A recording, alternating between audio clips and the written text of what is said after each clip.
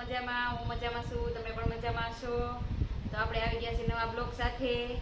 નવા બ્લોગનું સ્ટાર્ટ કરીએ. જય ખોડિયારમાં, જય વાસણા દાદા, સદદેવદાસ, અમરદેવદાસ. તો નવા બ્લોગમાં આપણે નવી રેસીપી સાથે આવ્યા છીએ. નવી રેસીપી બનાવવાની છે ડ્રાયફ્રૂટ ચીક્કી.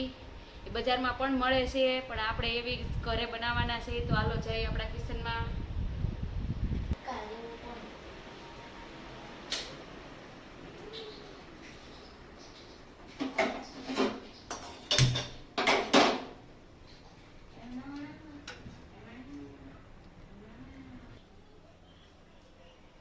તો આપણે આવી ગયા છીએ આપણા કિચનમાં. આ આપણે ઘી છે, ખજૂર છે, કટ કરેલા કાજુ છે, બદામ છે, પિસ્તા છે અને મધ છે. આપણે ગેસ ઓન કરશું.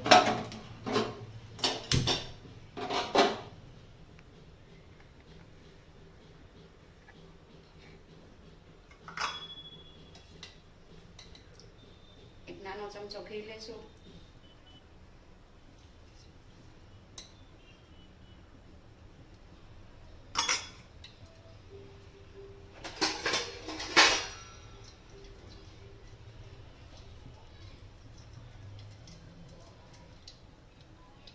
તો આપણે જો ઘી ગરમ થઈ ગયું છે, તો આપણે પેલા બદામ શેકી લેવું.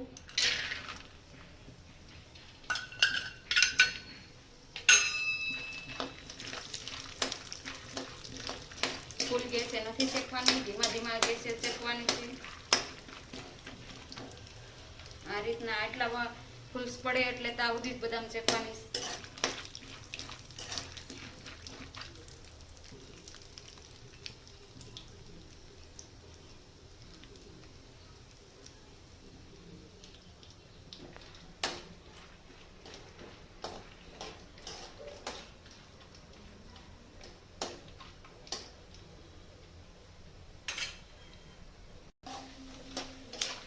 જો હાલો આપણે બદામ ચકાઈને રેડી થઈ ગઈ છે, બ્રાઉન કલર થઈ ગયો છે, એટલે આપણે હવે એને કાઢી લેવાની છે.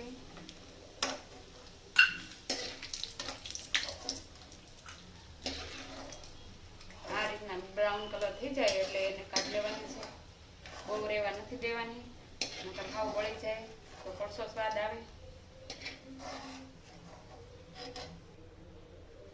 હાલો હવે આપણે કાજુ તળી લેવું. કાજુ તળાતા વાર નહીં લાગે, પોચા હોય એટલે બદામ કઠણ હોય એટલે થોડીક વાર લાગે, એમાં નહીં વાર લાગે. એને ધીમા ગેસે તળવાના છે.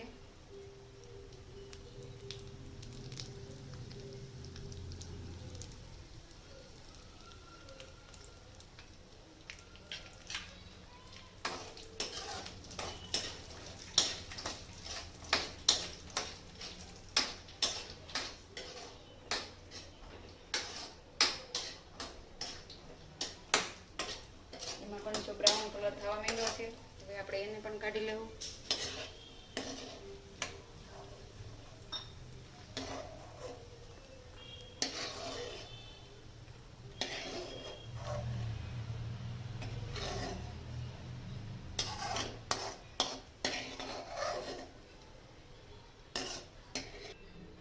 હવે આપણે ઘી વધ્યું છે, એની ઘીમાં આપણે ખજૂર શેકી લેવાનો છે.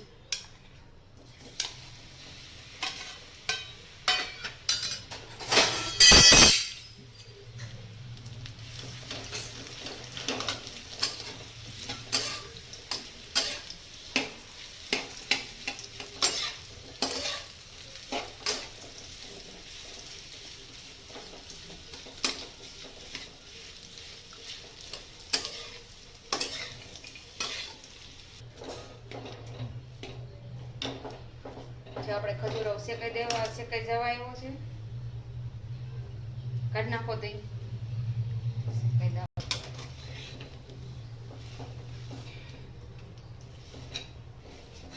મસ્ત શેકાઈને થઈ ગયો છે, એટલે 5 મિનિટ હજી રહેવા દેવું.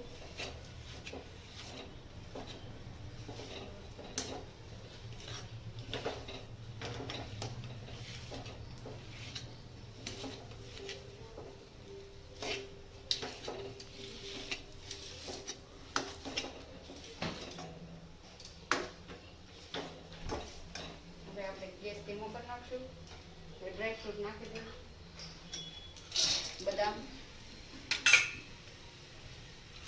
મરચું.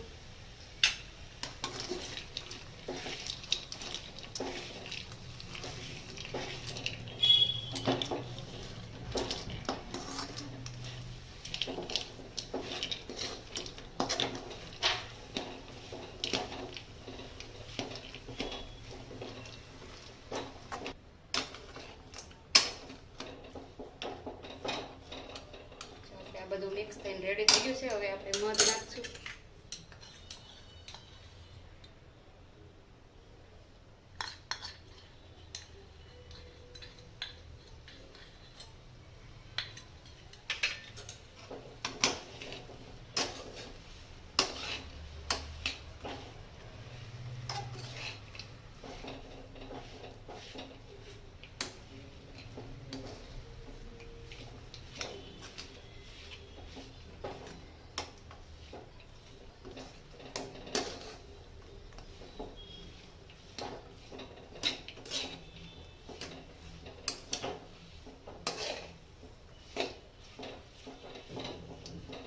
બનીને સરસ તૈયાર થઈ ગઈ છે. હવે આપણે ગેસ બંધ કરશું.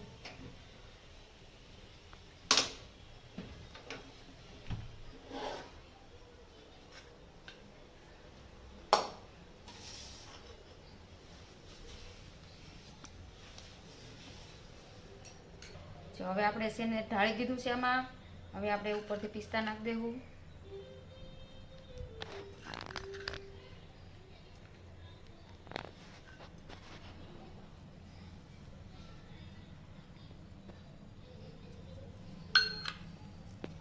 આપણી ડ્રાયફ્રૂટ ચીક્કી બનીને તૈયાર છે.